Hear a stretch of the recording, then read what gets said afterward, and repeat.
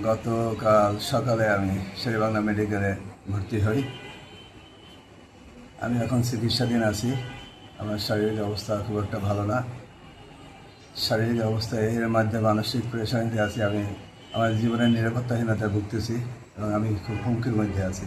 বিভিন্ন দিক থেকে আমাকে খুব হুমকি দেওয়া হচ্ছে। আপনারা দেশবাসী সামাজিক যোগাযোগ মাধ্যমে আমার ঘটনাটি দেখেছেন এবং সবাই আমার পাশে দাঁড়িয়েছেন। তার আগে কি আমি মামলাও করেছি ঘটনার প্রেক্ষিতে। দুজন আসামি গ্রেপ্তারও হয়েছে, তারা জেল হাজতে আছেন। এখন বর্তমানে তারা কিছু ভুল তথ্য, তারা বিভিন্ন লোকের মাধ্যমে কিছু ভুল তথ্য ছড়াচ্ছে, আমার বিরুদ্ধে মানববন্ধন করছে এবং বিভিন্ন সোশ্যাল মিডিয়ায় তারা এই অপপ্রচারগুলো চালাচ্ছে। আমি মূলত আজকে আপনাদের কাছে আমার সঠিক তথ্যটা আমি তুলে ধরতে চাই।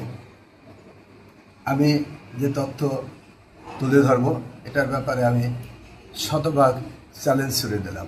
যদি কেউ এটা মিথ্যা প্রমাণ করতে পারে আমার আইনানুগ শাস্তি হবে।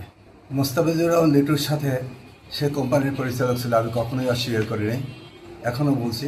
এবং তার সাথে গত 12/11/2024 তারিখে কোম্পানির সাথে তার লেনদেন চূড়ান্ত হয়। সে কোম্পানির সর্বশেষ হিসাব অনুযায়ী তার পাওনা ছিল 32,09,145 টাকা। সেখান থেকে সে 4 লক্ষ টাকা ক্যাশ দিয়েছে, ভাউচারের স্বাক্ষর আছে। বাকি 28,09,145 টাকার বিনিময়ে সে অগ্রণী হাউজিংয়ের চন্দ্রদ্বীপ ফিউচার পার্ক প্রকল্প থেকে 26% জমি বুঝে নিয়েছে। বুঝে নিয়ে কোম্পানির শেয়ার, বিল ভাউচার সম্পূর্ণ সে আমাকে হস্তান্তর করে দিয়েছে। বিল ভাউচারের স্বাক্ষর আছে, আমি উপস্থাপন করতে পারবো। সে এই 26% জমি আমার কাছ থেকে বুঝে নিয়ে জনৈক ব্যক্তির কাছে বিক্রি করছে এবং তার কাছ থেকে 12.5 লক্ষ টাকা বায়না বাবদ গ্রহণ করছে।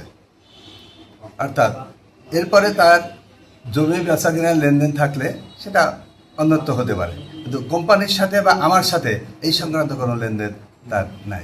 আমার ব্যক্তিগত বা কোম্পানির কোনো লেনদেন নাই, যার চুকে গেছে 12/11/2024। এখন আবুল কালাম আজাদ সম্বন্ধে আমি বলতেছি। আবুল কালাম আজাদ আমার রুমের সিসি ক্যামেরায় নাই, কিন্তু আমার অফিসের সিসি ক্যামেরায় সে আছেন। সে এই ঘটনার ঠিক 10 মিনিট পরেই আমার অফিসে আসছেন এবং তিনি থানায় গেছিলেন। আমাকে যখন এরা ধরে থানায় নিয়ে যায় তখন সেও থানায় গেছিলেন। আর আবুল কালাম আজাদ সে অগ্রণী হাউজিংয়ের কেউ না। সে বাকলায় 2019 সালে 50 লক্ষ টাকা বিনিয়োগ করে। 23 সালের হিসাব চূড়ান্ত হয়। 23 সালে হিসাব চূড়ান্ত হওয়ার পরে হিসাব আনতে সে 60 লক্ষ টাকা কোম্পানিতে তার লাভ সহ থাকে। সেই টাকা থেকে সে 60,81,732 টাকা তার মোট পাওনা হয়।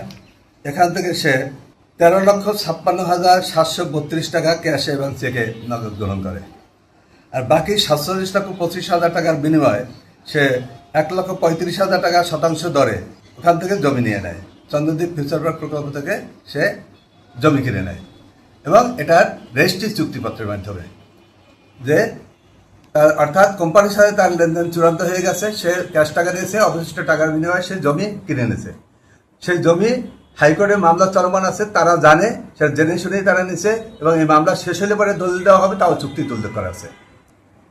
বর্তমানে তার সাথে আমার ব্যক্তিগত বা কোম্পানির কোনো লেনদেন অবশিষ্ট নাই, যার চূড়ান্ত আগেই হয়ে গেছে। সে টাকা নিয়েছে এবং জমি নিয়েছে। মূলত এই ঘটনার মাস্টার মাইন্ড হলো এই লোকটা একটু দুষ্ট প্রকৃতির লোক। বর্তমানে মোস্তাফিজুর রহমান লিটু এবং আবুল কালাম আজাদের সাথে আমার ব্যক্তিগত কোনো লেনদেন নাই এবং কোম্পানির সাথে তাদের যে লেনদেন ছিল সেটাও চুকানো হয়ে গেছে। আর মূলত এই 1 কোটি টাকা চাঁদার দাবিতেই তারা সেদিনে হামলাটা করে।